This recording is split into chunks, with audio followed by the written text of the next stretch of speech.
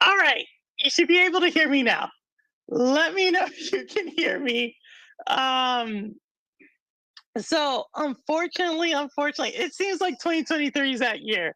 Unfortunately, TK9 had an emergency at the last minute. He couldn't make it. He will be back one of these nights. We have a pretty good lineup coming up, but he will be definitely part of that lineup.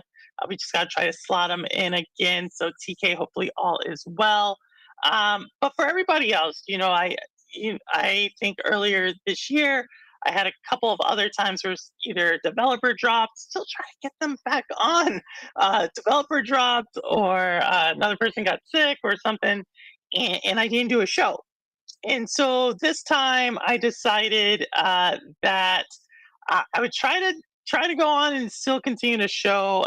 So as y'all know, 2023 I started a new segment called Purple Shade, and there's a lot of topics that I kind of have on my top of my mind, and I haven't put any out just for this situation. Uh, but unlike what's in the gaming news, during this week, right? We have Amazon Luna, expanding. We have my favorite Google Cloud and Ubitus joining up. And, we can talk about that. Obviously, there's Activision Blizzard and Microsoft, and I can tell you why that deal is not going through. You heard it here. I do not think that deal's going through, but I think so many other channels talk on that, right? So many other channels talk about cloud. They talk about things um, that are really popular amongst gamers. Send a link where anyone can join. I may, Sanchez, I may. But I wanted to talk about a couple of topics that I think are pretty serious.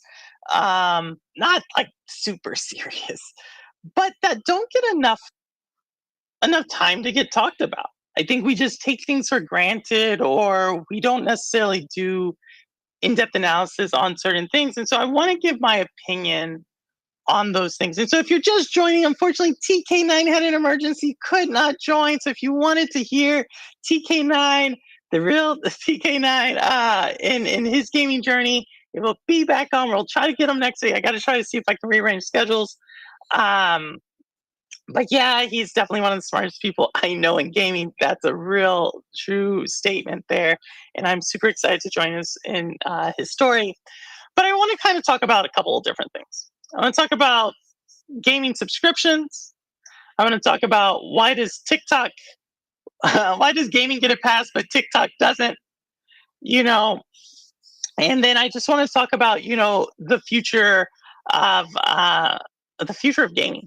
I think this week is actually one of the biggest games events of the year, and no one has even really mentioned GDC. It's like the things, especially for Stadia community, we remember like 4 years ago, GDC Stadia was revealed, everybody's super psyched and everything. But it seems like we forgot GDC is even happening, right? One of the most popular games in the world just announced an expansion, CS:GO, Counter Strike. Now that's yes, David Wilson, exactly. We heard the ubiquitous Google Stadia or Google Cloud news. right? Why is that super important? For everybody who does not know, Ubitus does all of Nintendo's back end streaming. And now you're pairing it up with potentially the best game streaming in recent memory together. Like we don't talk about like the implications of that, right? Like how big of news is that? Um we didn't talk about like the Epic Game Store and what they're doing. So I thought I would just use this time because this group is, a little bit more mature, a little bit more insightful to talk about some of my thoughts on certain things. And so the first thing I want to talk about, and like I said, if y'all just joining, these are kind of like my just kind of my thoughts out there. But the first thing I want to really go after is like, why does TikTok? Why are they having so many problems, but gaming isn't having the same problems? And so what I want to do is like kind of back up for a second, right? So y'all know who TikTok is, short form video, yada yada, bite dance, and Snap or someone did it first, and now TikTok's doing it and blowing up. And everybody talks about like TikTok's owned by China, right? At the end of the day. But why is that a big deal? I think the reason why we would say it's a deal, I do, simpleton. All y'all are intelligent. But when we think about TikTok and we think about China, the big thing is about data, right? Facebook. Why is Facebook under scrutiny for data? Why is Google under scrutiny for data? I did give me counter. No, TK9 is sorry, holds TK9. It had an emergency. So sorry, y'all. I'm so sorry. I couldn't make it. So I'm just kind of going winging it, thinking through, some topics I want to talk about. But I think this is a serious topic because I do think this is going to come in the next few years. Right. And that is, if you think about it, we're all like, some of us don't even really use social media. We're all very well aware of social media. We're aware of the data that social media has. But are we aware of the data that gaming companies have? And I bring this up because I think if you think about it, how much you actually spend, the people you talk to, what you like in a game. Like if you can think about, if they can look at a commercial that you watch on YouTube and single in on what you would like, what do you think they could do with the game? And who you talk to and what you're spending money on, right? Because gaming is bigger than the music and media industries combined. And so I think that's something that I just want to like let that sit in for a second. Do you think that gaming will one day be under scrutiny, similar to like all these other things that collect data? And the reason why I'm bringing this up is because y'all know I was in the military, right? And I was actually deployed during the WikiLeaks leak of data information. And then when Edward Snowden, when he leaked the information about whatever the NSA and that program and so forth, I was actually like my last year in the Army. And one thing, and at the time, everybody used to like say, oh, Captain Purple, will say that's my name. What up, Windstar? And they would say, like, you have too much information. And I was like, that's like national security information, right? That's like actually stopping things. And at the time, I would always think about, what about like Google? They have more information than we do. And then sure enough, a few years later, Google, Facebook, all these companies start getting under a lot of information or getting under scrutiny. But gaming, if you think about it, has even more. If you think about how much you actually spend and how you actually interact with people. And so you know what? Let me do this. Let me put some music here. Let me do like lo-fi monk. Shout out to lo-fi. But I think this is something that I've been kind of like grappling with. Like, how does this affect? Let me see if does it come in. I don't know. I did the music. I'm not sure if it's going to come in. There we go. There we go. Um, so I don't know what that is. And so I see y'all in chat. So I just want to like shout out people. What's up? Let me shout out Chuck for one. Yeah, I know y'all were expecting TK. You got Purple rambling right now.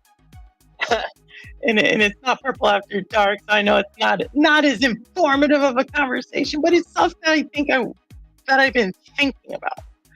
Just in general, when we think about the future of gaming and how gaming could be impacted. So I want to first out Justin first, Obi Rose, think I saw Windstar, David, Wit, what is up? What is up? Simpleton, Raven, Sanchez, Rouster, thank you all. Justin, I haven't already said it. Ash was here at 1 second. All y'all are here. So I just kind of want to like just thank y'all for being in chat, but also want to get to hear what you're saying. So the way I understand it, Take Two has started to highlight achievements like graduation and learning new tasks, but we use it for twerking games, TikTok. Right, you do, but it collects data. And so here's David Wilson saying Tencent is coming that's already been under similar scrutiny as TikTok, and for the same point, Chinese origins. But do you think other games companies should be under that scrutiny? And here's the thing, right? Because, and this kind of relates to the Microsoft Activision deal. If you now have a company that has that much information from a game company, like if you just switch gaming with social media and you switch the amount of information they have about people, right?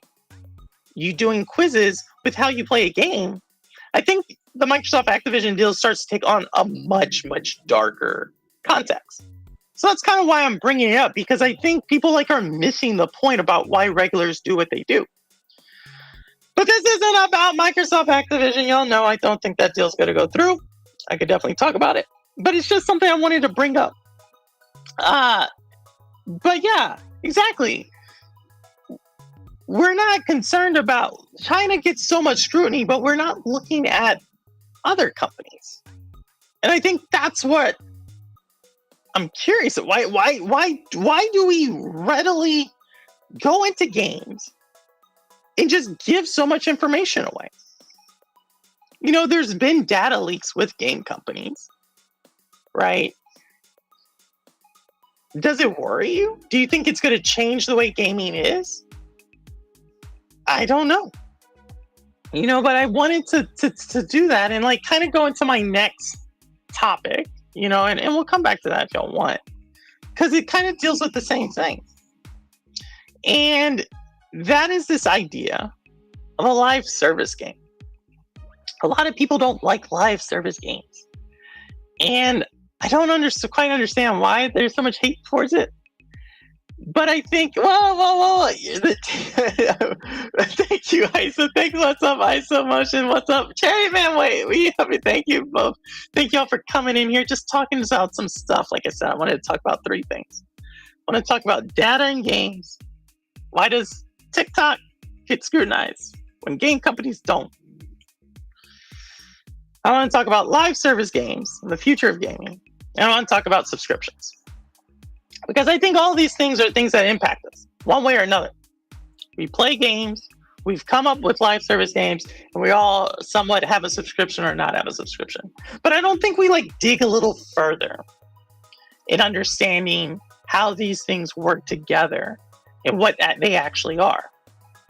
And so with live service games, and I get it, people are like, oh, those are loot boxes, those are bad for gaming. Right? When you say live service game, people's minds already go to a certain type of game.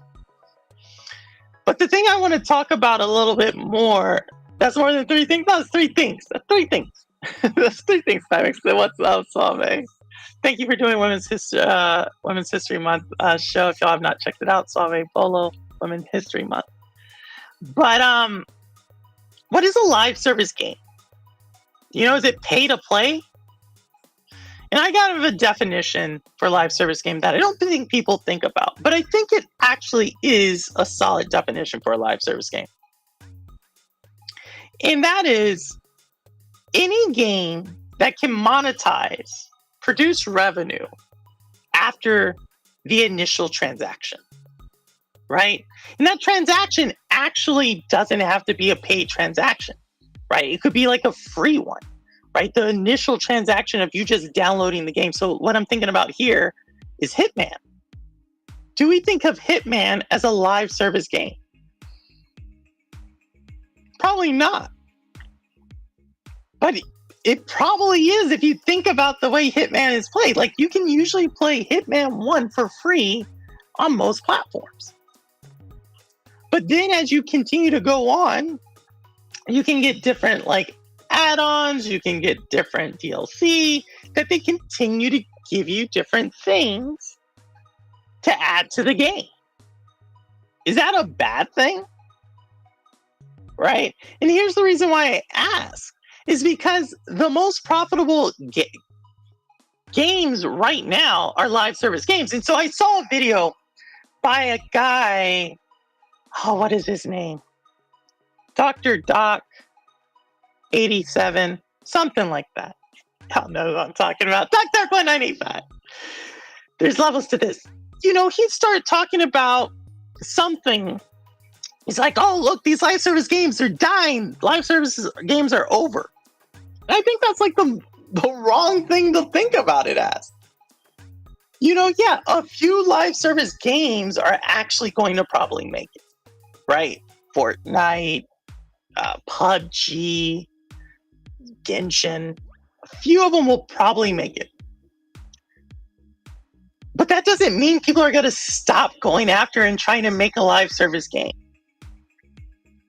Actually, I think we're going to start seeing more live service games, exponentially more live service games, as AI becomes more prevalent. And you're like, well, what do you mean by that?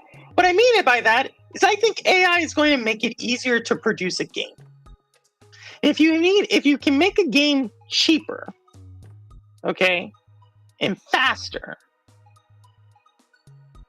that means it costs less to make the game usually, right? And so then if you can micro-target, what I call it, your core user group, you don't need to sell as many games to be profitable. And before people are like, oh, that will never happen. Here's a great service that does that exact same thing.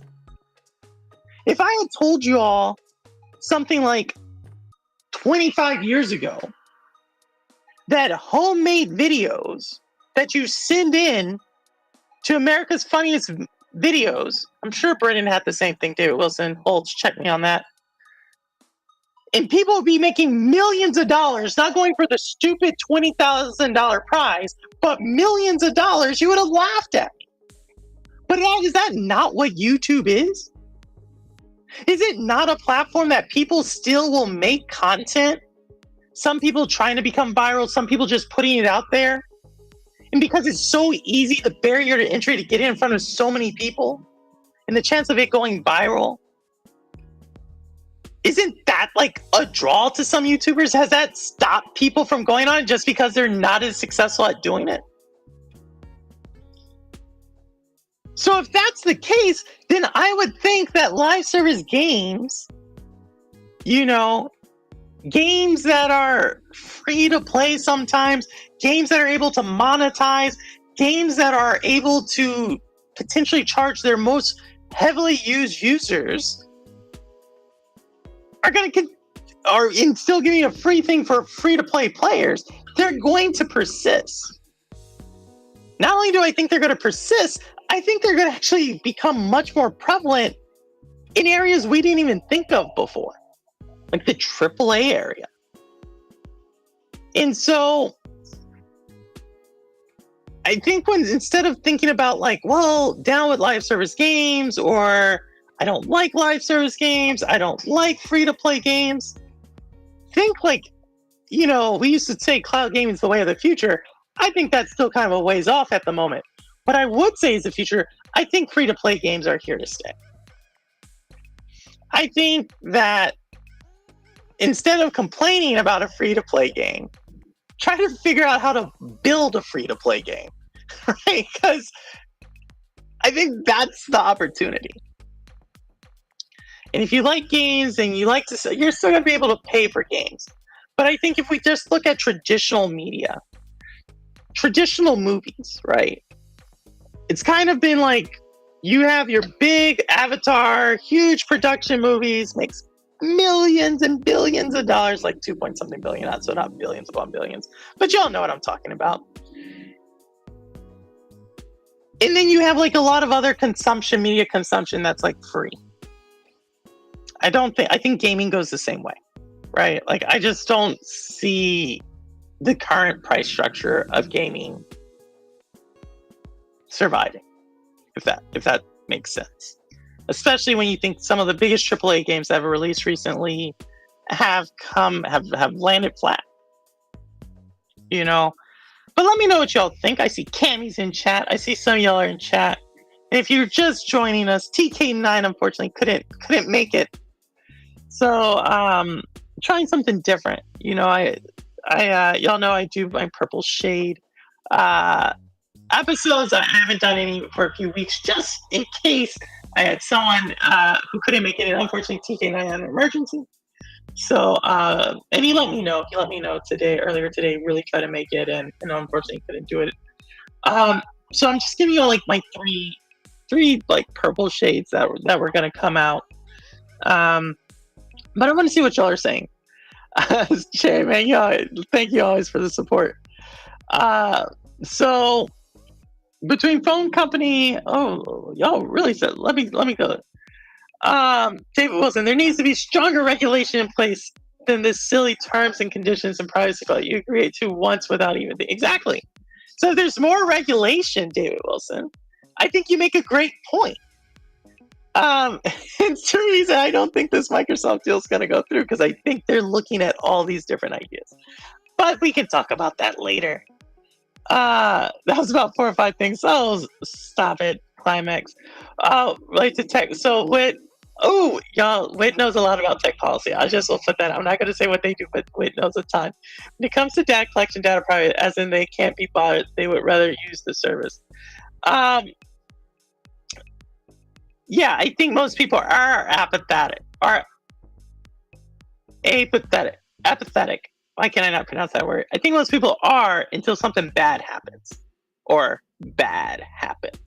So I agree. They don't care, but when they do care, they really care. And I think a lot of people in politics really want to get in front of what is going to be the next big thing, right? And especially when you have game companies making tons and tons of money, I think it's right for like politicians to go after them. Kudos points to whoever can tell me the richest person in gaming. I wonder if y'all know who the actual richest person in gaming is and what do they own. Kudos points if you know that. Put it in chat. Let me know. Please don't look it up for anybody who wants to play that. As long as we keep putting the new good fighting games on these subscription services, I don't mind subscribing and paying more for them. We're going to talk about subscription services. We're going to talk about that, Justin. Ubisoft started using AI to generate non-playable character dialogue, and I've heard the developers experimenting with AI to write code and generating graphics. AI may help developers scale their output. I think it is, right? So now you're getting like anybody can build a game. Is that a good thing? Is that a bad thing? I don't know. But again, I look at YouTube and seeing how people are able to make content on YouTube, on Twitch, on TikTok, on Instagram, and are able to monetize it in a traditionally like area media that have very high barriers to entry. I think gaming, their barrier entries are coming down. So totally hear you. I'm usually not supporting people's business strategies, but Game Pass have saved me so much money, allowing me to try and play games without paying full price. That is priceless. But actually, it's not priceless, Justin. It comes at a price, $15 a month. But I do want to talk about Game Pass here. Hey, Cammy, what's up? Hey, I don't think that pricing structure of the entire economy is the same, let alone of games. Ooh, David Wilson, tell me more. PewDiePie? No. The richest person in gaming, not the richest streamer, or the richest person in gaming. I don't hear any music. Not sure if I'm supposed to hear any. Oh, let me try, roster. Can you hear it now? I don't know how loud I should make it. Let me know if you can hear it. Can you hear me? Let me know if that's too loud. I think that's too loud. Tim Sweeney? Not close. It's close. It's not quite Tim, though. It's not quite Tim, but you're close. But yeah, you're close. And here's the reason why. Because I think the richest people in gaming are looking at, like, obviously they know how to make money in gaming. And that's where I look at towards the future. There's actually a really great, I hear it a little now. All right. Awesome, Roster. So I'll give you a little bit more time to figure out who that is. I just want to hold on one second as I see how many screens I got. But, and I think Ambi knows this. But yeah. I'll give you all about 2 more minutes, and then I'll tell you who's the richest person in gaming, why they're important to this conversation. But let's talk about subscriptions. Where do we see with subscriptions? I think subscriptions are really great. You know, y'all know I've been kind of critical of Game Pass, but it's not Game Pass. I've actually been kind of, ooh, Ambi, look at you cheating. I knew you would know, Ambi. I knew you would know. Gabe Newell. And if y'all can tell me what Gabe Newell owns, you can redeem yourself. But Gabe Newell is the richest person in game. And it's kind of crazy when you think about it. I don't subscribe frequently, but I would rather pay $15 and play everything than full price for games. The Steam guy? The Steam guy, Crow. The Steam guy. Exactly. Not only the Steam guy, but what does Steam own? Hint, kind of said it earlier. Big news dropped during actually Epic. If y'all are following the GDC, Epic was announcing that they were releasing an updated Unreal Dev Kit to developers, and then Steam, Valve, dropped a huge thing, bombshell, that Counter-Strike 2 is coming out. So why is that important? Because I think as gamers, we look at game companies and we say, hey, this game company makes so much money in gaming, right? It's a big company, and we look at a certain type of like element of gaming, right? We look at the fact that like who makes the game, how many copies did they sell, what was the revenue, but we don't actually understand like who's actually making money in gaming.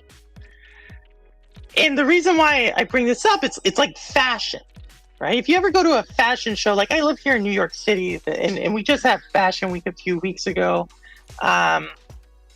and we have it in September, we have it in February. Great time, lots of parties, lots of dinners, lots of pretty outfits that I can no longer fit in. But this great secret in fashion is like no one has money in fashion. Like, yeah, there's like Dolce and Gabbana and maybe like Valentino, like some very high-end people. They don't make money from selling things though. The same things with gaming. The people who have the most money like own entire platforms. Like they add on to things. And why do I bring this up with subscription models? Because I think, and I've said this before, the best value in gaming, hands down in my opinion, is the Xbox Series S with Game Pass. If you are a gamer, that is the best value in gaming, bar none. I also think the worst value in gaming is Xbox Series X. But that's a different story. But I think, yeah, subscription service has a huge value to gamers if you like to play a ton of games. But if you only play one game, it doesn't have a lot of value. If you only play 2 games, it doesn't have a lot of value. Potentially, if you only play 3 games, depending on what those 3 games are, it doesn't have that much value. And if we look at traditionally, the average number of games a gamer plays, it's like 2 to 3 games a year. And so I'm not really down on Xbox. I'm actually more down on Amazon Prime than I am on Game Pass. I like actually count how many times I use Prime. And I think Prime is starting to become not a big value to me. But when I think about Game Pass, and people continue to always say, like, it's the Netflix of gaming. And I've talked about this before, where I don't think that's actually something that makes that much sense to me. Right? And before I get into like the Netflix of gaming, I want to bring up a different model, right? Because we're talking about media. We're talking about like TV shows and movies. That's Netflix. Game Pass is gaming. We could throw out a couple of other ones. Y'all know I'm a big fan of Black Nut.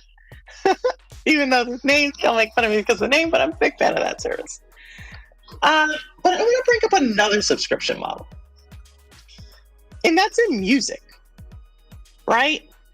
When we think about it, whether it's Prime Music, Amazon, or YouTube Music, what else? Sirius XM Satellite Radio, which I've had for the last 15 years. No, I've had oh my gosh, I've had it for 17 years. The Sirius XM since 2006. I've had it for a long time. Spotify. Why is that? Like, here's the thing. Why do we compare Game Pass to that? Like, these are, yes, they're all subscriptions, but they all are kind of different. If you think about it, a music subscription, there's probably more songs in the world. Like, when you look at these subscription services for music, they list like 30, 60 million song catalogs. And why is that? That's because like a power user of a music subscription service in a month may listen to like 2 to let's say 400 songs. Like if you just think about how much music you listen to, it's about 200 to 400 songs. Why? Because songs go by pretty quickly. You usually have a genre, you like narrow in on it. And that's how you do it. But then when we look at like Netflix and in Netflix subscription models, or Prime subscription models, or HBO subscription models, Disney Plus, there's a significantly smaller catalog, right? But still with that, when you have someone who watches TV shows, let's say a power user who watches Netflix, how many TV shows and movies do they watch in a month? Exactly, simpleton, because you're a power user. You don't need to. And here's why I'm saying. Because it starts to like decline the subscription as we go down the media landscape. So with TV shows and movies, like think about how much do you watch Netflix? All your subscription for y'all who have cut the cord, how much do you watch on that? How many shows? Jinx, what's up? Jinx, thanks for joining. I think 20, 30 max.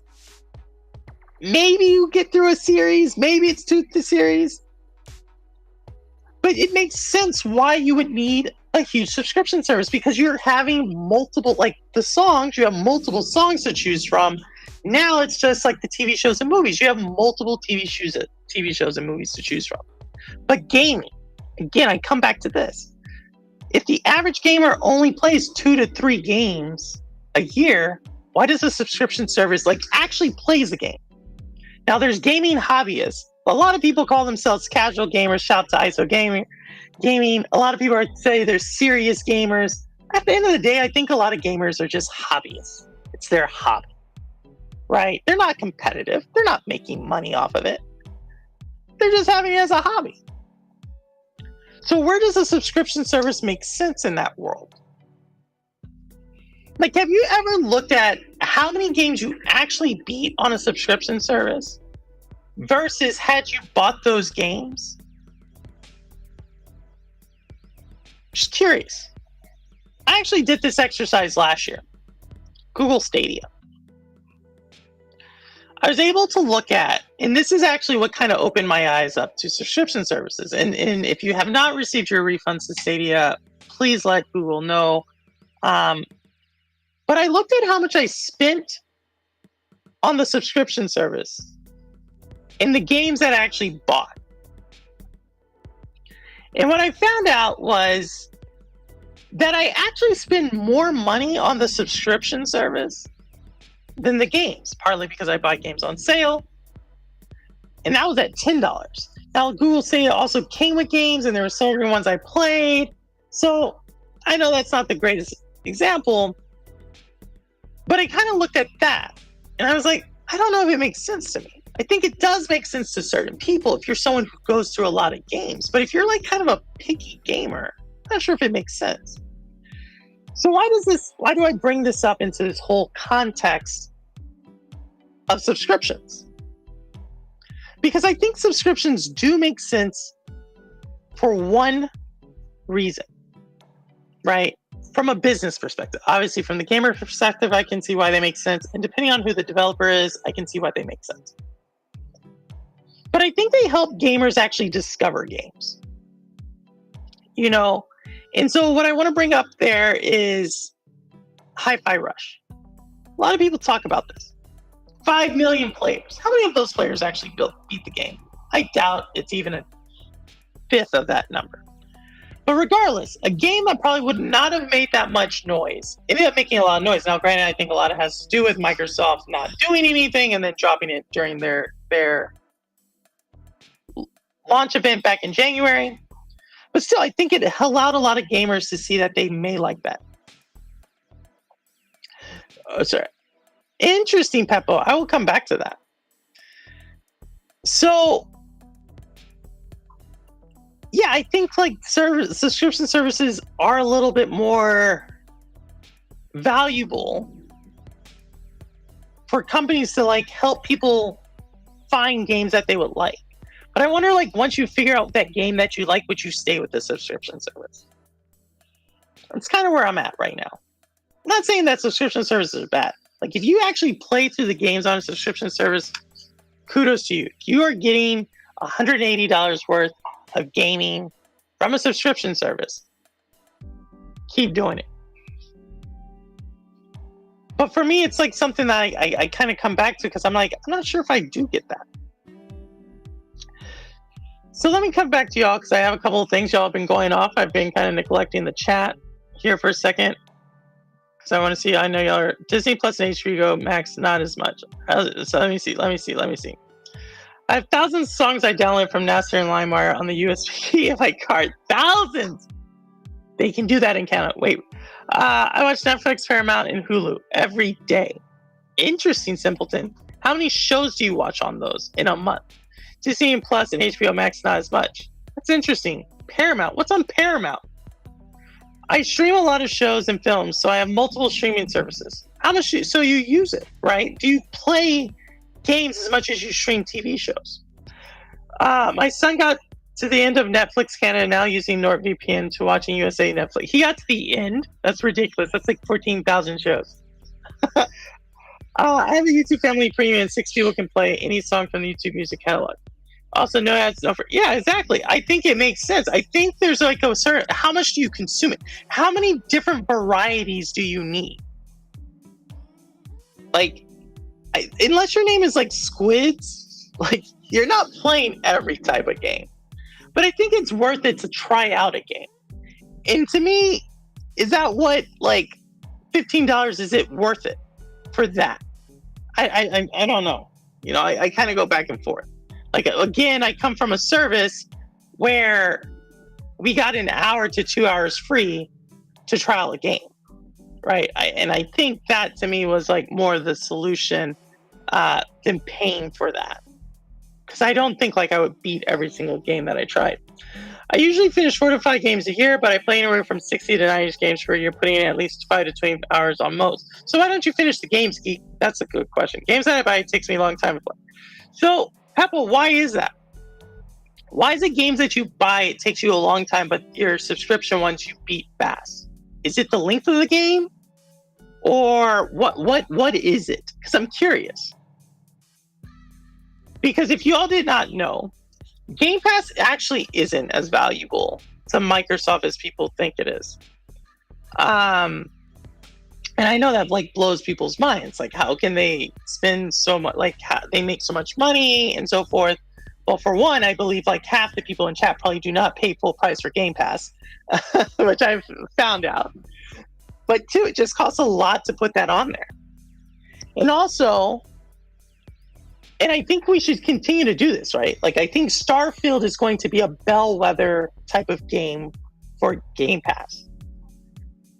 Does Starfield bring in enough new subscribers to Game Pass that will offset the losses of selling the game at a premium? And a lot of people say, oh yeah, because there's streaming services that do this. Are there? Disney doesn't do it. Warner Brothers no longer does it. They all say it was too much of a discount. And that's why I question this subscription model service, is because I'm not sure it fully makes sense. But if it does, keep playing it. I'm not telling you not to. I'm just asking questions here. Everybody automatically defaults to this is going to be the premier service. But I've already made probably a video about this, or at least I've talked to about it. And this is why I bring up live service games. If you had a live service free to play game, would you still pay for a subscription? Right? So if you kind of can see the way I framed the conversation, I mentioned that I think free to play games are probably the way of the future, just because that's where the most money is being made. That's probably the easiest to bring to market. It allows for price discrimination that traditionally you don't have, right? So heavy users of your game in a free-to-play model can pay for whatever they want to pay for. But other players don't have to pay anything at all. It's like a belt. It's like a demand curve. It's really interesting how free-to-play business models work. So where does a subscription model exist in a live service future? I don't know. So I ask the question, because these are the things that I think about that no one talks about. We take for granted the current state of gaming. I think we always have taken for granted the current state of gaming. But the one thing that we know is going to change, or the one thing that is constant, is change. And I think the game industry, whether we think about the privacy that we talked about earlier, whether we talk about live service games, or whether we talk about subscription models, and the actual most successful subscription model, I said it before, and it's crazy, is Nintendo Plus. I know, mind-boggling, but it's the most successful one. And the company that I actually think that can deliver an amazing subscription model that no one talks about, but they also made some pretty big headlines earlier this week at GDC. And I actually think this is the one company that is new to gaming, but I really, really think if they put their minds to it, they could make a phenomenal game, is Netflix. Right? Netflix already has 200 million subscribers. And yes, they're easing their way into it, but Netflix is a creative company. And this is the biggest thing about game companies. You have to be a creative company. That's why Sony always will make a better game than Microsoft. Nothing against Microsoft, it's just not their culture. But Netflix, these companies I think are onto something. And if they can start streaming games that are engaging, I don't know. I think what we think is a successful subscription gaming model might be under threat. What?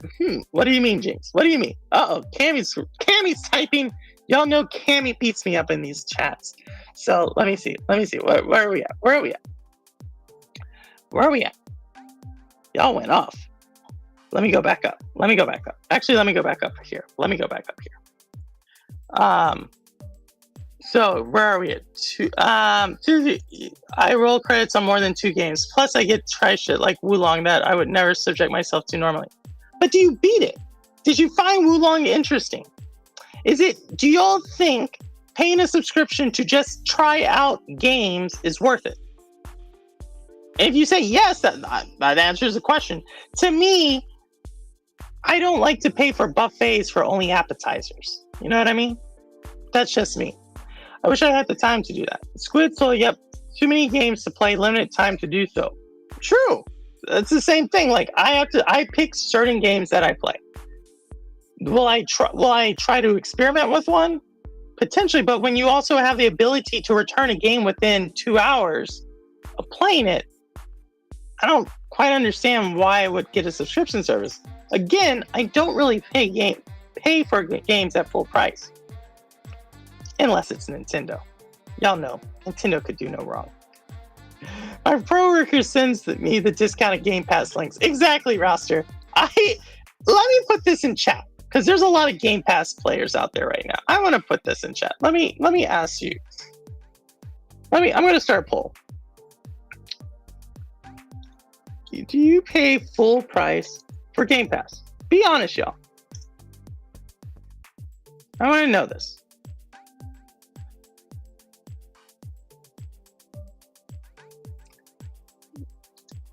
Here. I want to ask this. I want to ask this question. Do you pay full price for Game Pass? I'll check in on that in a second. Game Pass is like an all-you-can-eat buffet. It is like an all-you-can-eat buffet, but do you always eat at all-you-can-eat buffets? With a subscription, you don't know when it will go, but you buy a game you don't have to rush because you own it. True, Cammy. So which one do you prefer? Would you rather buy the game that you really like? Like for me, like Little Nightmares. I really like that game. I probably beat that game once a month. Just one of Little Nightmares 2, probably. I always am trying to go through there and find different things. Like there's certain games that I know I will like, and I'm willing to pay for that. But then I find that there's a lot of other games that I'm like, I don't know. And so I'm not going to pay full price for that. It's like it's a slog to get through. And then I finally beat it, and then I play another one of these games on my backlog. And I look at how much do I spend for that? And for any one game, I usually don't spend more than $15, right? Unless it's a game I know I really, really would like. And the only one that's been on a subscription model that fits that category has been Outriders. But the DLC wasn't. So I ended up having to buy the DLC. So it kind of like evens out on that. But that's how I think about it. I'm actually about to start playing Soul Hackers 2 when your stream ends. Oh my gosh, I'll have to end this one soon for you, Geek. Just going off. I just wanted to talk to y'all because I didn't want you to leave y'all hanging. I know TK9 had an emergency. We'll come back to TK9. He actually said he could do it at 10. I don't know if I'm going to stream that long. You got to expand on the Nintendo Plus take. What do you mean? What do you want me to expand on, Jinx? Why is it the most valuable one? Because, for one, Nintendo Plus doesn't use as much. It doesn't need the same type of data streamed to it that, let's say, xCloud does, right? To stream at 4K, 2K is really expensive. To stream at like 720p, not so much. We're talking like a 20th of the price. So first, that's cheaper. Second, the next thing about it is they don't have to have all the overhead costs. We already talked about the actual streaming part of it. But now we need to talk about the licensing part of it. How many licenses is Nintendo paying for? It's all first party type of stuff, right? Nintendo actually can use their streaming service to demo games and then that you will pay full price for. They still get the premium for you paying a full price game. That's why it's more valuable. Is because Nintendo still is able to get this little add-on for $20 a month that you can maybe try out some DLC, try out a game, play multiplayer. It's bare bones. So they're probably making profit on that $20 and then charge you the full price game. How many sales did like Hi-Fi Rush have? Like, that's the question. Like, it's still 5 million people played it, but how many copies of that game was played? And there was another game that came out around the same time, maybe a week or so later, and it sold 1 to 2 to 3 million for the same price that Hi-Fi Rush was going to be, but probably was more profitable, right?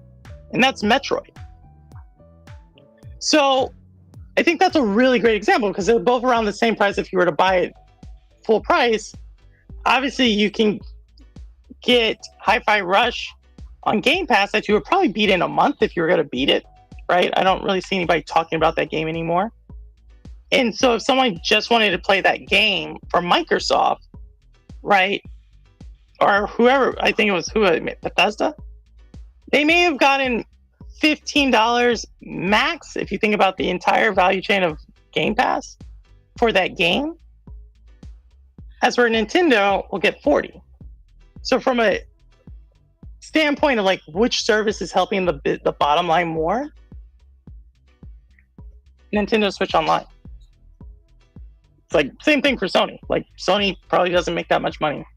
Like they've already said it. They cannot make money by putting their first party games on their service. So once again, I like the subscription question. Then when you mix it with the live service question, really makes me question how long games are going to continue to do it.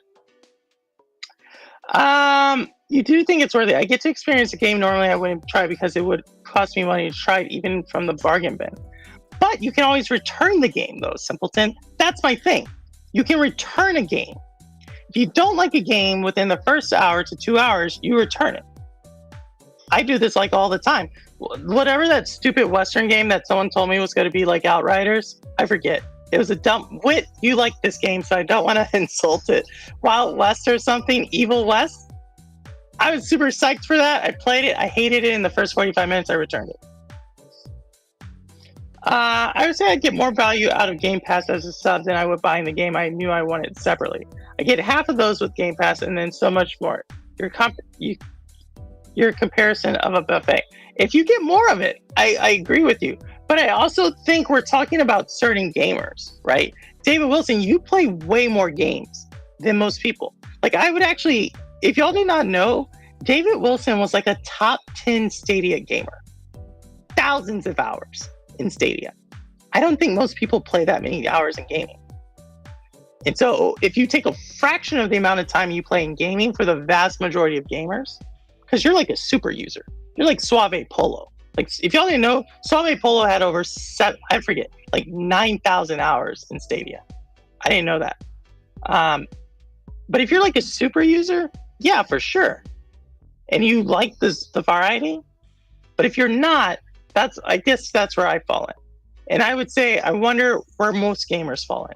Are they super users? Do they spend more than 50 to 60 hours playing games a week? Or are they someone who spends like 5 to 10 hours playing a week? And that's where that's the vast majority of gamers. So that's where when I hear things like Microsoft saying that they want to reach 1 billion users, I'm like, I don't think there's 1 billion people who spend 20 to 30 hours playing games a week. I just don't. I also don't think there's 1 billion people who want to play a buffet of games. But it could just be me. I just kind of like weigh it. And that's where I kind of like then backtracks in my mind. Well, if that's the case, and we know Microsoft's cannibalizing sales, how long do you think Game Pass is going to last the way it's going to last? I don't know. It's the best value in gaming, especially if you have a Series S. So keep using it. But it's the question I wanted to ask about subscription services.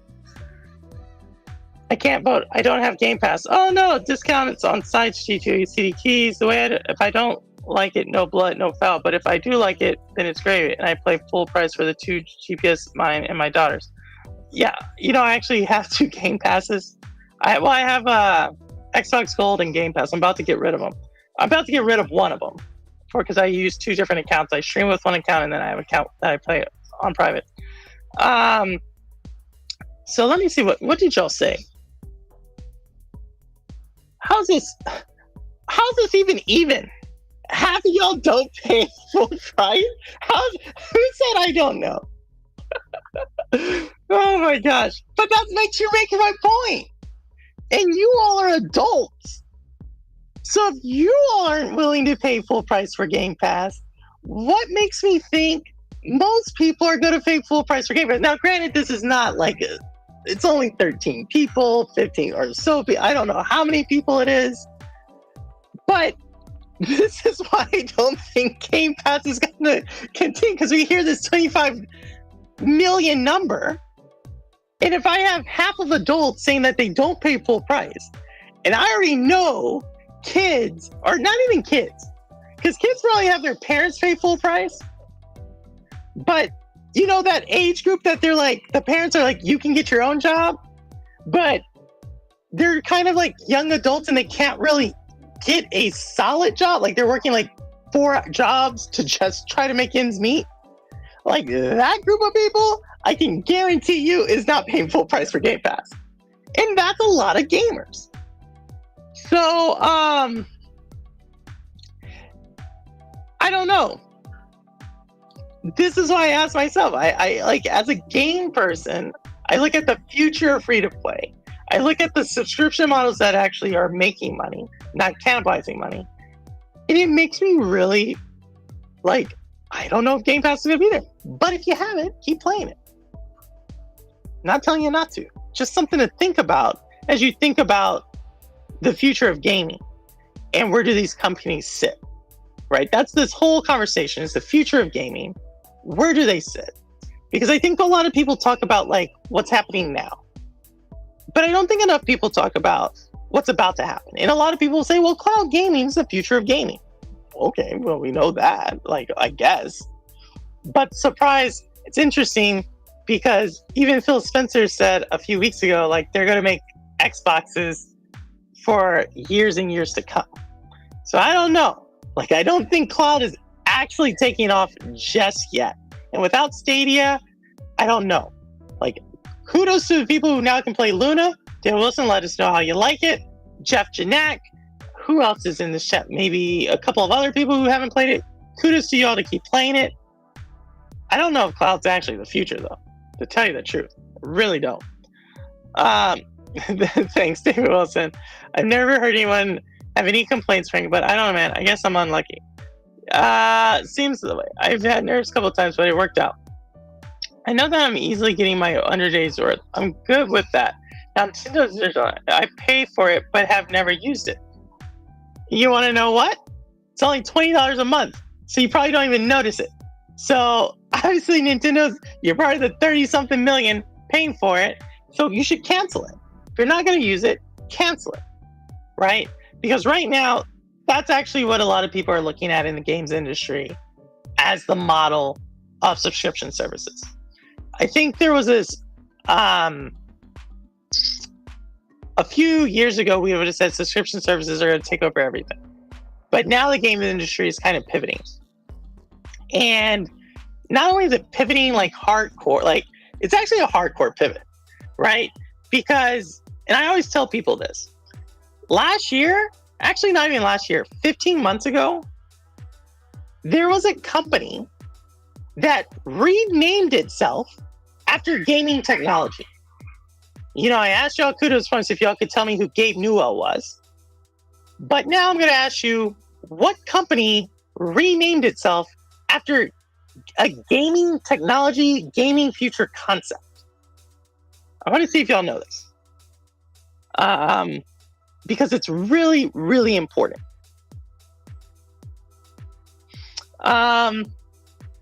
Let's see, just started playing Metroid Prime Remaster earlier this week. How do you like it, Geek? Evil West, I know, Wit, you love that game. I play a lot.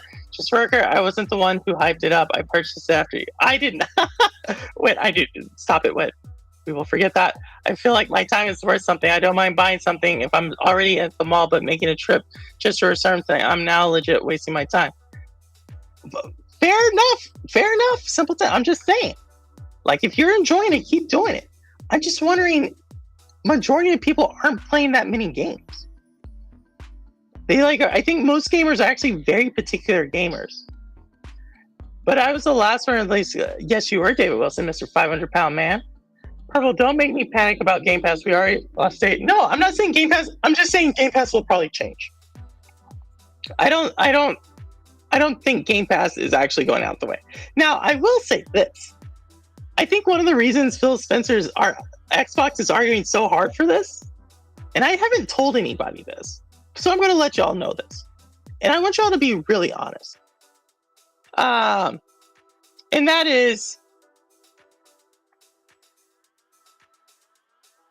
do you think if the Microsoft deal, Activision deal does not go through, what do you think Xbox's future is? Do you think it's brighter or less bright?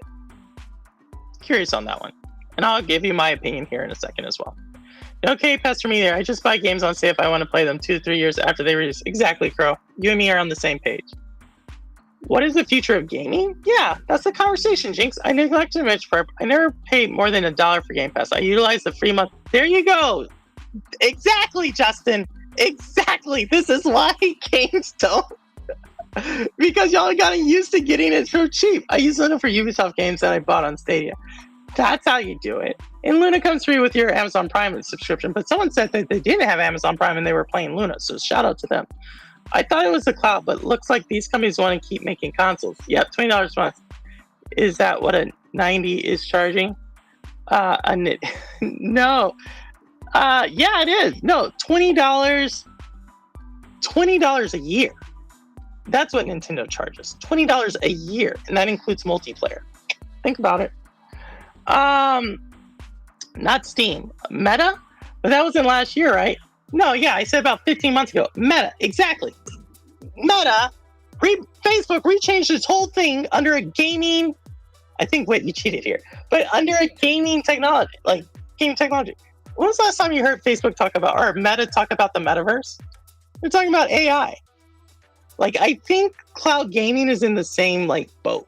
Like, it was hot for a second, but game companies realized, like, this is really expensive, and people aren't flocking to it like we thought they were. So, I just don't know. I think, like, when we get, like, the world in, like, 5G or 6G, maybe it'll make sense. But right now, I'm really not, like, if it's the way you like to play and you can play it, go for it. I'm always like, I don't care how you play, game how you want to game. But I think there's like a realization in like cloud may not be the short or near term future. Just my thoughts. I know, but Purple, you played Stadia. I know. And I think Stadia satisfies this thing, but it's not there anymore. Yes, nice geek. Well, you imagine if that deal doesn't go through, the future isn't as bright, right? Well, I think so, David Wilson. I know there's a lot of game companies that were renamed. Give us a hint. Yeah, it was Meta. It was Facebook. It was Facebook, Crow.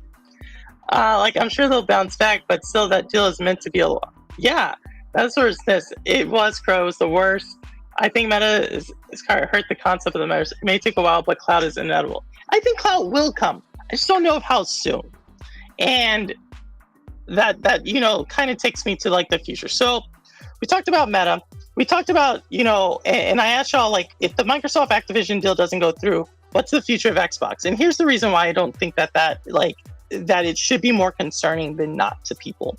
And that is that if y'all remember, there was like this love child of a documentary that was put out for like basically Xbox last year, like 2021 November.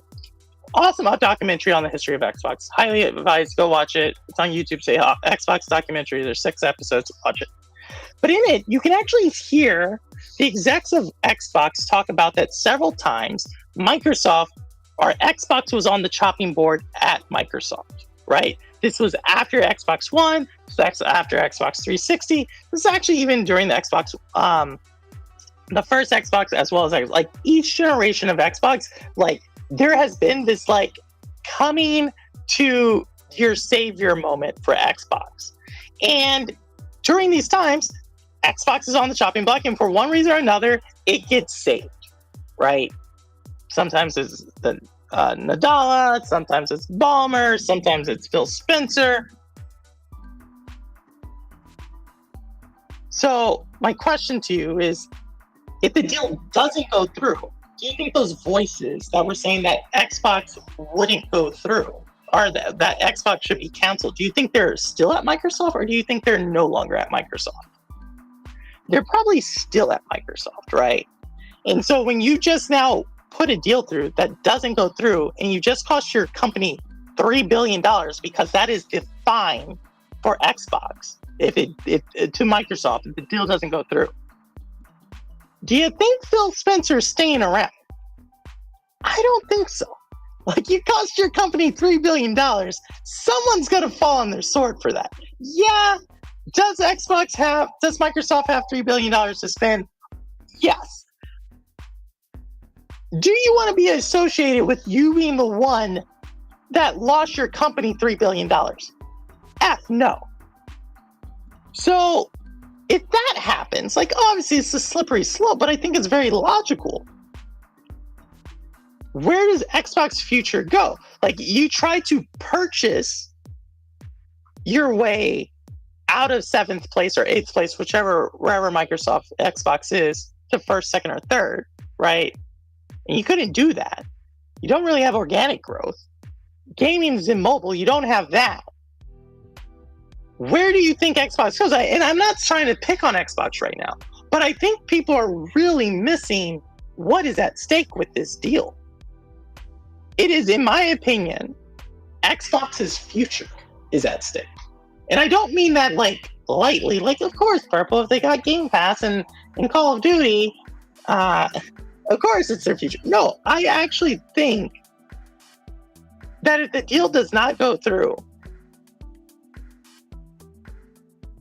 a year to 2 years from now, we are having a very serious conversation about what Xbox is.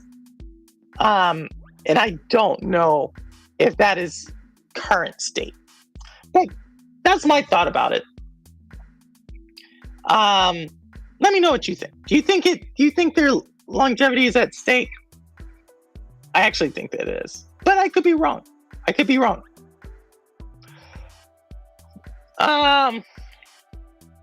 But like, I'm sure they'll bounce back, but still the deal is meant to be a lot. Yeah, they could bounce, but do they? That's what I'm saying. Like, if we take Microsoft at face value that Xbox was on the chopping block, and then the deal doesn't go through, knowing that Xbox still faces some of the same headwinds, and that they couldn't really grab market share when there was no PlayStations on market because of the chip shortage, I think those voices within Microsoft who want to see Xbox go away, they become louder.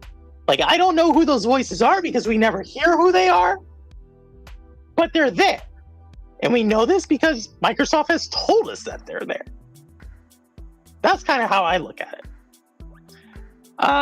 Should I sell my Xbox X Perp? Is that what you're telling me? Of course not, David Wilson. I have 2 Xboxes. I continue to tell you all that. I think Xbox is an amazing platform to continue to play.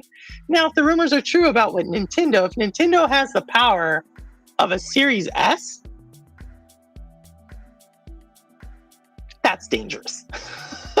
If the new Switch gets the power of a Series S, I honestly think it becomes like the 1980s with Disney.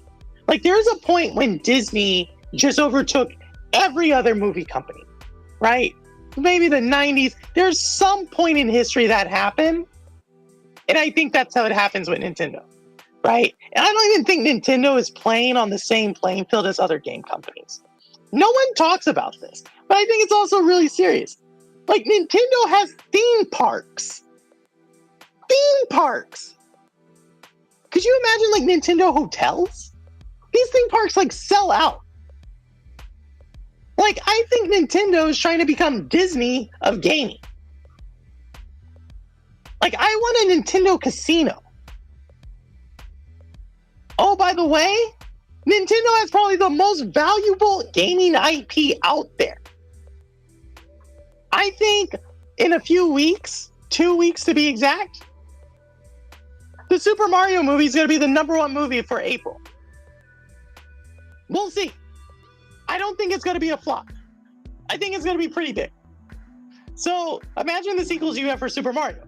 Imagine the sequels. You could then go like darker if you wanted like Metroid. You could then go like Zelda. You could then go like Kirby. You could go They already have Pokemon movies.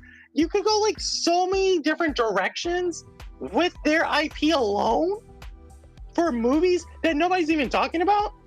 Like, I think that's where gaming's at it. Don't even get me started on the soundtracks for Nintendo. Like, Nintendo is like playing on another playing field. I think Xbox is safe for now, despite the Activision deal issue. All right, Jinx. I'm just saying. Makes you think. I'm not trying to scare you, but I'm really trying to say, like, ask you to be honest. You want to sell your gift? He's not selling it. I need a game with y'all on Xbox. You're right. Nintendo's playing. It is playing a totally different game. But I'm not. Well, for one, I own Microsoft stock too. I own Nintendo stock. I own a pretty large position in Nintendo. But I think Nintendo is, as a company, what they've done for gaming is just unheard of. And y'all know I've talked loads and loads about Nintendo. It's weird because I only like playing 2 Nintendo franchises, Pikmin and Zelda, right?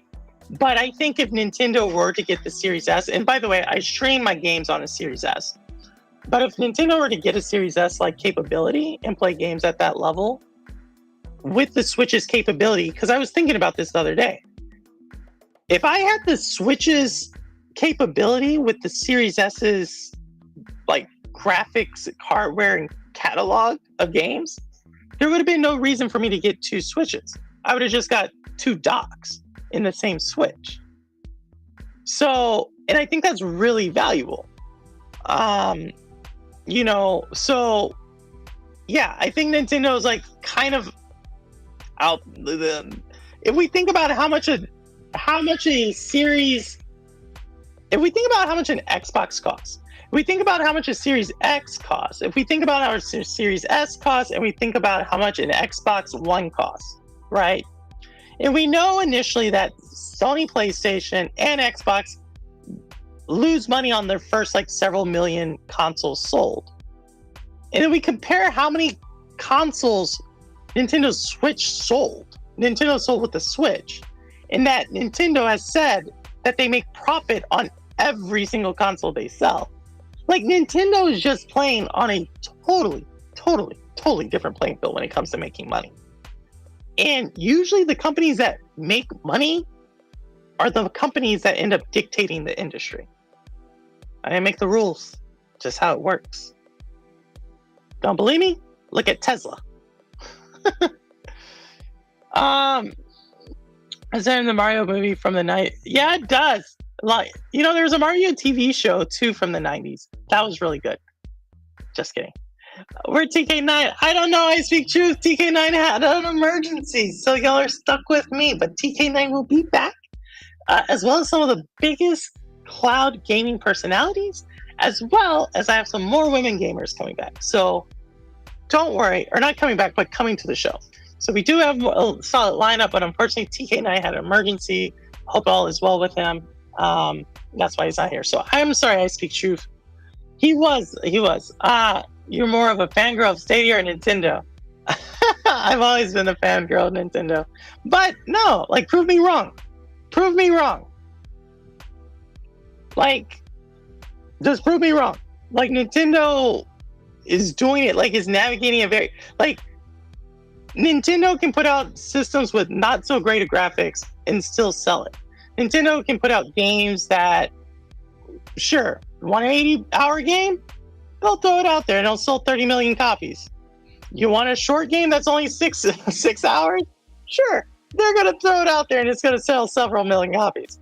Like, Nintendo just has it. They don't need to, like, advertise a ton. Like, that's the thing. Like, when was the last time you actually saw Zelda Tears of the Kingdom gameplay? You want to know what? Nintendo's already booked over 1 million pre-orders for that game. It's crazy. It's not just me. Uh, Jinx, and that's why I said if Nintendo can get Series S hardware, so I think the Series S is the best value in gaming. I'm going to continue to say it because people hate on the Series S, but I think the Series S is the best value in gaming. If it can get that hardware, I think they just move further along. I heard you will be on Legend Sports Podcast this weekend. I will be on the Legend 350 Sportcast talking basketball. I just started playing my Switch again. I agree, they need to upgrade the hardware, but they still are releasing. They are! That's the thing. It's all about the games. I think this is a really interesting time in gaming because Nintendo very rarely releases a game that isn't ready to go live. Like, that isn't ready. And I think the other consoles consistently release games. That's PlayStation and PC gaming. They consistently release games that aren't ready on launch. So what would you rather have? Would you rather have less graphical power, but games that are just engaging from day one? Or would you rather have the more powerful console? It's another question. These are the things, again, that I ask because I think they're going to predict the future of gaming. Welcome Nintendo all the way. They've proved they know their consumers. Exactly, Holt, you know it. Pro, what's your take with this whole Series S equals best value, Series S equals worst? What's my whole take? The Series S is the cheapest console, right? I think I just spit on my mic. But I think the Series S is like the cheapest console where you can get amazing graphics, 2K gaming, you have an amazing library of games, you have access to Game Pass, being it where you want to play on it. You have a pretty solid storage for a console, and again, you can find a Series S at $250. Cool. Not as powerful as an X, not as powerful as a PlayStation. Okay, gotcha. But it's cheaper than a Nintendo. It's more powerful than a Nintendo. Bigger library as well. Now, the Series X. What are you getting from the Series X? What game are you running that looks so amazing on the Series X? In order for me to really push the Series X, let's say I had the game. I need the monitor. I need the screen. So now I'm getting a 4K monitor, right? 4K TV screen and something. And I have it. It's back there. Right? I bought the Series X around the same time I bought the TV so I could do it. So I could play it. That's not really a great value because I can't really tell the difference. I'm dead serious.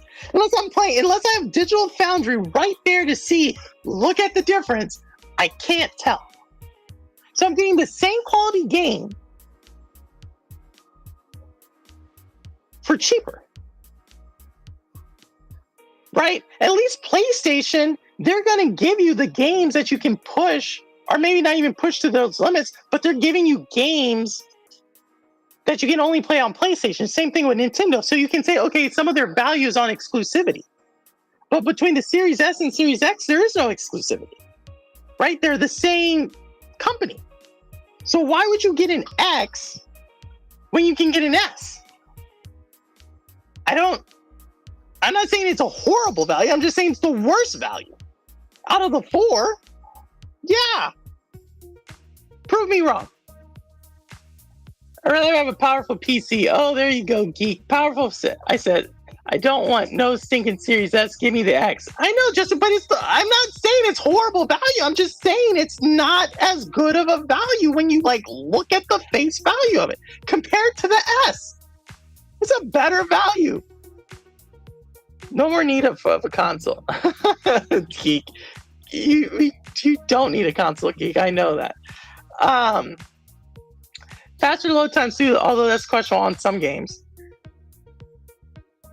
How much is fast? I cannot notice it. This is the thing. If you're saying I see people will measure this and count it, and it's okay, the game loaded in 1.5 and another game loaded in 2.4 seconds. Are you kidding me? I don't measure that. The only thing I measured that was that fast. No joke, y'all. I spent like 3 hours watching this sport yesterday. Dog free, what is it called? Free will or free ball. It's a dog competition. I spent 3 hours watching it, super addicting. It's by like the split second that these races are being won. Only thing I watch that matters to me. We never release games on PC. Nope, they're not. Optimization will always win, hence why I love console, and that's coming from a PC gamer. I feel like unless you pause the game, you probably can't tell from 1440 unless exactly, Rouster. I cannot tell. I've told you all this story. GFN did this thing where they showed the 1440, like they showed like this is where you get with GFN Premium Ultimate tier, and this is where you don't. And they showed you Cyberpunk. I'm not kidding, y'all. I could not tell. I don't know if it's because like maybe I'm becoming colorblind or something. I could not tell the difference. And that's where I think like that's literally the argument between the Series S. That's even more far from the argument than the Series S than the Series X. So for basically this exact same gaming experience, you can get the Series S for less than half the price. So what is the value of the X? What is 250? And now, mind you, that now means in order to get all that power on the X, I need a screen or monitor that can push it. So it's more than just $250. It's like another $200 to $300 more to get that monitor or that TV screen. Why is that a better value? Like, tell me why is this not the worst gaming value? Uh-oh. Remy is going crazy, y'all. Y'all know I just got him.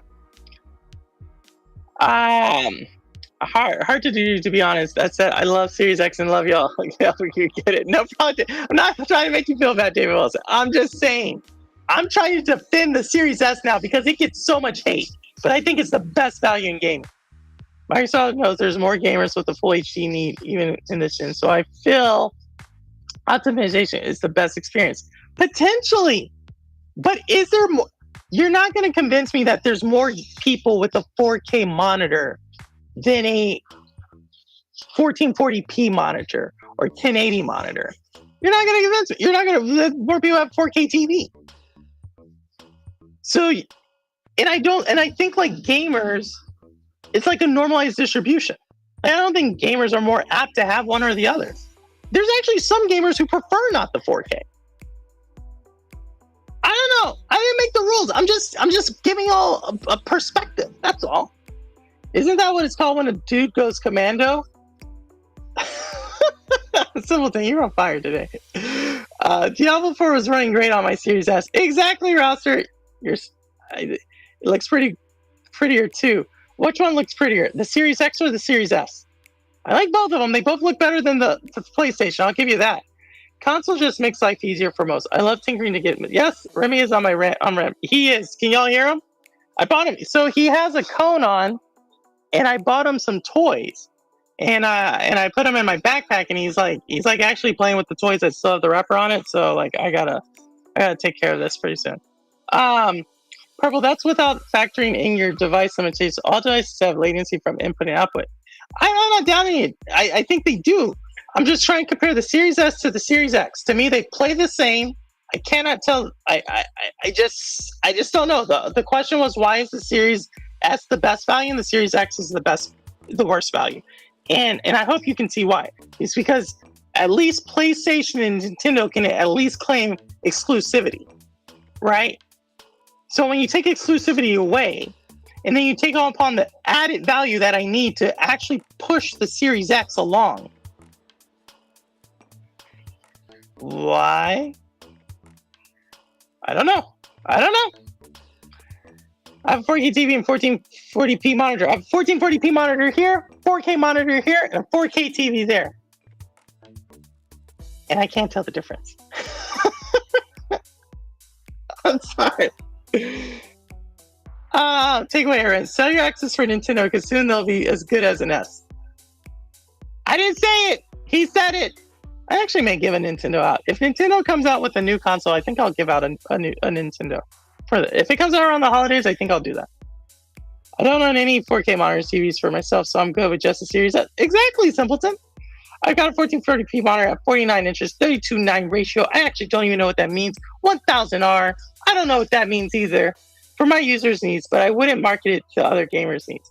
I actually, but Holtz, you actually have a good reason for it, right? Like Holtz has a disability. So I can understand if like that's the way to do it. If it's more accessible for you to have an X over an S, by all means go for the X. I'm just saying most gamers, I don't think so. Especially when you consider like Nintendo has sold again more consoles. Let me give you all a stat. Nintendo has sold more consoles than the PlayStation 4, 5, Xbox One, and Xbox Series X combined. Not the S, but the X. All of those combined, Nintendo has sold more. And the Nintendo Switch is less powerful than all 5 of those. Just saying. Just saying. Just saying. You can always emulate Geek. That's against the law. Don't do it. I recall seeing games on the X1 on social media and thought it was PC, and the person said it was the X1, so I got one and was disappointed, expecting a better visual experience. Same stuff. I'm just saying. I'm just throwing it out there. Why is my work sending me emails? Why are they doing this to me?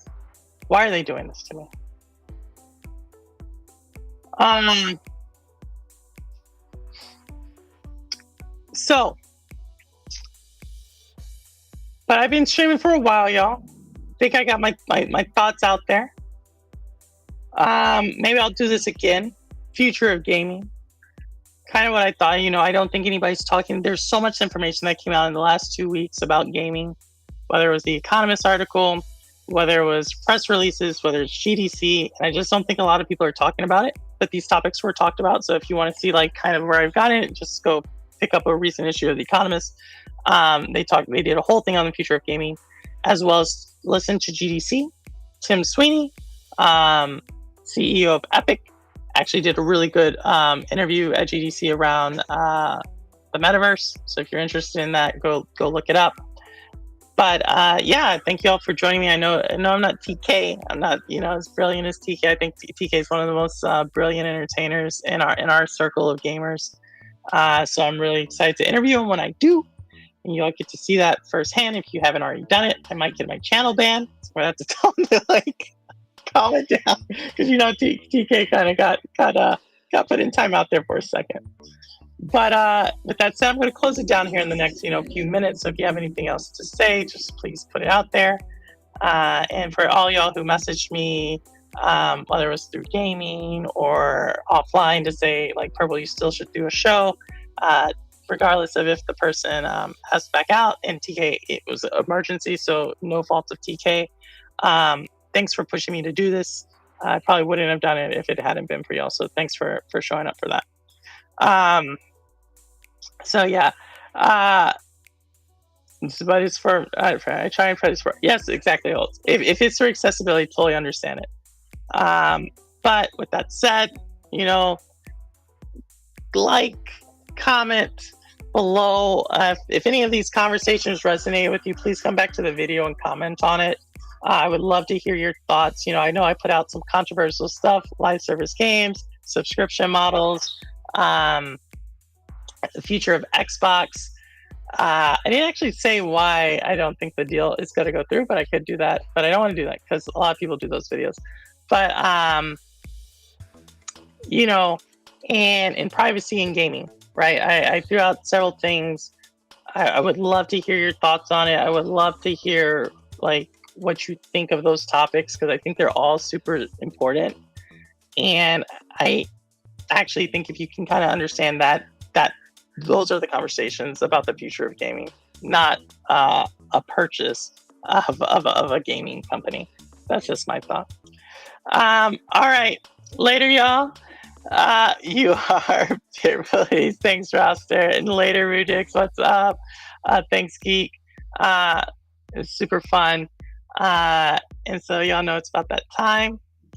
I am going to do this. Let's see if I can remember it. Y'all know I can always remember it. I don't care where you game, how you game, why you game. how long you game, when you game, what you game on.